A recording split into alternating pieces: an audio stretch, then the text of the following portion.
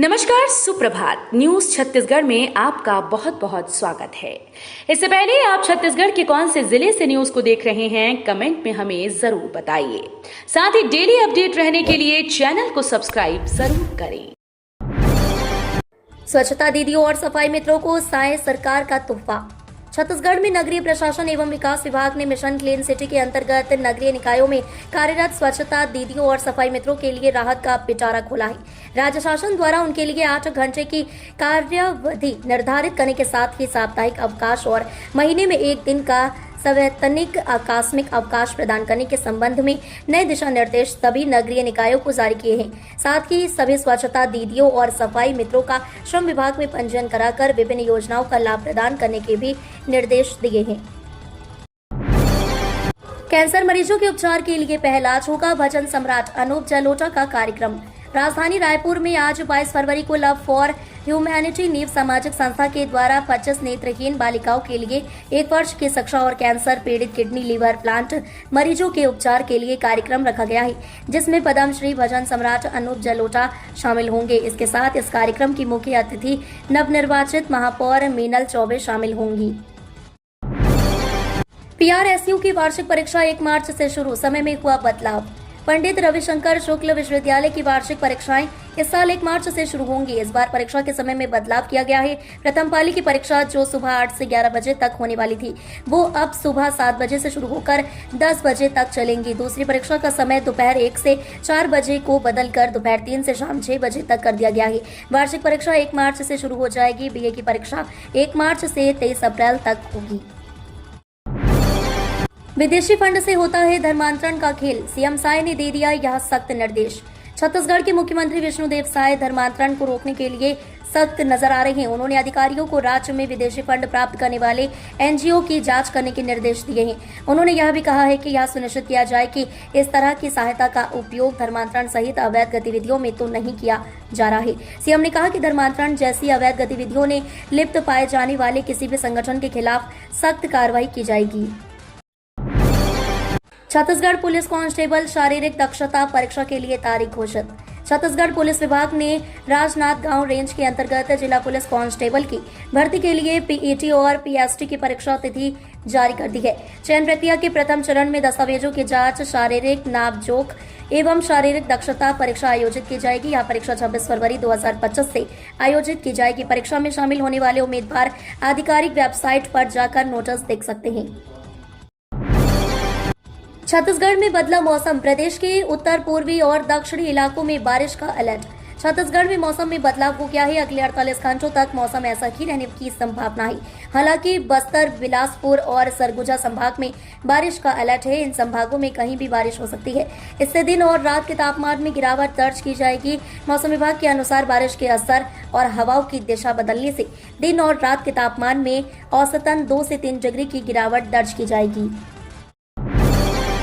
स्टंटबाजी करने वाले स्टूडेंट्स होंगे निलंबित, जिला शिक्षा अधिकारी ने दिया परीक्षा से वंचित करने का आदेश। कक्षा 12वीं के विद्यार्थियों की विदाई के नाम पर अंबिकापुर शहर की सड़कों पर 4 पहिया वाहन में स्टंट करने वाले आत्मानंद स्कूल बतौली के 11 विद्यार्थियों की पहचान कर ली गई है। इन सभी विद्यार्थियों को तत्काल प्रभाव से निलंबित करने का निर्देश दिया गया है।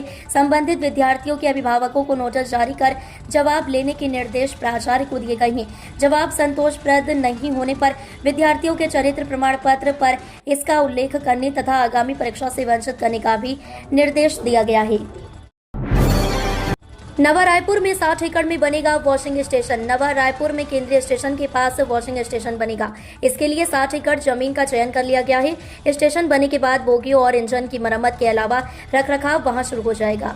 पूरे प्रोजेक्ट की लागत 1500 करोड़ रुपए है। इसके साथ ही रेल सुविधाएं बढ़ेंगी। खरसिया से रेल लाइन का विस्तार नवा रायपुर तक होगा। यहाँ के ट्रैक को परमल कसा तक जोड़ा जाएगा। इसके बाद नवा रायपुर से कोलकाता, मुंबई और विशाखापट्टनम तक सीधे ट्रेन चलेगी।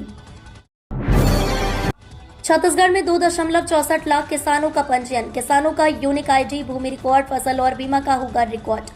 केंद्रीय कृषि एवं किसान कल्याण मंत्रालय द्वारा एग्री स्टैक योजना के तहत देश भर के किसानों का डिजिटल डाटाबेस तैयार किया जा रहा है। इसके अंतर्गत छत्तीसगढ़ में अब तक 2.64 लाख किसानों का पंजीयन किया जा चुका है तथा 2.63 लाख किसानों को किसान आईडी जारी किया गया है। छत्तीसगढ़ में इस योजना के तहत किसानों का पंजीयन करने में बालोदा, बाजार, कोंडा गांव, गरियाबंद, बालोद और महासमुंद 5 टॉप जिलों में शामिल है। स्वदेशी उत्पादों को बढ़ावा देने की पहल। राजनांदगांव में लगा मेला। राजनांदगांव के स्टेट स्कूल मैदान में स्वदेशी मेले की धूम मची हुई है।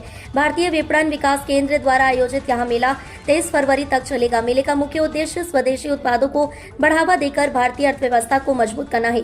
मेले में सुई से लेकर बड़ी मशीनरी तक सभी तरह के स्वदेशी उत्पाद एक ही छत के नीचे उपलब्ध हैं। प्रतिदिन विभिन्न प्रतियोगिताएं आयोजित की जा रही हैं। इनमें श्रीफल, कलश, सजावट, रंगोली, चित्रकला, व्यंजन, शिशु वेशभूषा और क्राफ्ट जैसी प्रतियोगिताएं शामिल हैं। 4 मई को नीट मार्कशीट, जाति प्रमाण पत्र और आधार कार्ड अपलोड करना अनिवार्य। इस साल होने वाले नीट के फॉर्म भरने के लिए पहले के नियमों में कुछ बदलाव किया गया है। इस बार 10वीं की अंक सूची के साथ आधार कार्ड व जाति प्रमाण पत्र अपलोड करना अनिवार्य है। इसे अपलोड किए बिना फॉर्म सबमिट नहीं होगा। एक अनुमान के अनुसार अभी तक प्रदेश के 20,000 से ज्यादा छात्र फॉर्म भर चुके हैं। 7 मार्च तक फॉर्म भरने की अंतिम तिथि है।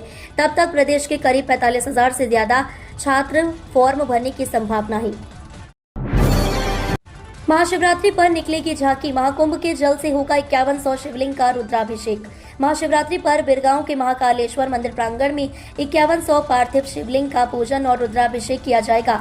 धर्म प्रचार समिति के आयोजन में प्रयाग महाकुंभ के पवित्र संगम जल से भगवान शिव का अभिषेक होगा। इस आयोजन का उद्देश्य क्षेत्र के भक्तों के सुख और समृद्धि की कामना करना है। धर्म प्रचार समिति के सदस्य भीकम देवांगन ने बताया कि इस वर्ष प्रयागराज में महाकुंभ चल रहा है, लेकिन भीड़ के कारण कई श्रद्धालु वहां स्नान करने नहीं जा पाए हैं। ऐसे भक्तों की आस्था को ध्यान में रखते हुए संगम का गंगा जल मंगवाया गया है। छत्तीसगढ़ कांग्रेस में 2 कार्यकारी अध्यक्ष का फॉर्मूला, जातीय क्षेत्रीय समीकरण साधने की रणनीति। छत्तीसगढ़ कांग्रेस में बड़े बदलाव की तैयारी हो रही है। लगातार चुनावी हार के बाद नेतृत्व परिवर्तन की चर्चा तेज हो गई है। साथ ही नए चीफ के साथ 2 कार्यकारी अध्यक्षों के फॉर्मूले पर भी गंभीरता से विचार हो रहा है। नए अध्यक्ष के ऐलान के साथ ही 2 कार्यकारी अध्यक्ष की भी घोषणा हो सकती है।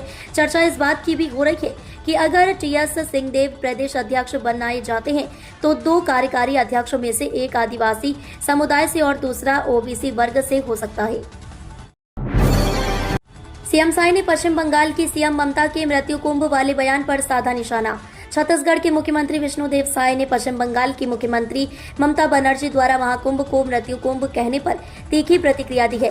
उन्होंने इसे करोड़ों सनातन धर्मावलंबियों का घोर अपमान करार देते हुए कहा कि ममता बनर्जी की मति भ्रष्ट हो गई है। उन्होंने कहा कि विनाश काले विपरीत बुद्धि, जब व्यक्ति के पतन का समय आता है तो उसकी बुद्धि भ्रमित हो जाती है। ममता बनर्जी का यह बयान इसी मानसिक पतन का परिचायक है। महाकुंभ करोड़ों सनातन धर्मावलंबियों की आस्था का प्रतीक है, जहां 50 करोड़ से अधिक श्रद्धालु स्नान कर पुण्य अर्जित करते हैं।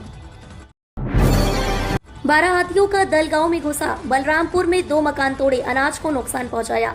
बलरामपुर जिले के रघुनाथ नगर क्षेत्र में हाथियों का आतंक जारी है। बीती रात 12 हाथियों के एक दल ने कोठी और जौराही गांव में उत्पात मचाया। हाथियों ने 2 ग्रामीणों के मकान तोड़ दिए और खेतों में खड़ी फसल को नुकसान पहुंचाया। रघुनाथ नगर के ग्राम पंचायत कोठी में हाथियों ने शिव बालक नायक और बनारसी नायक के कच्चे मकान को क्षतिग्रस्त कर दिया। घरों में रखे धान और मक्का को भी नष्ट कर दिया।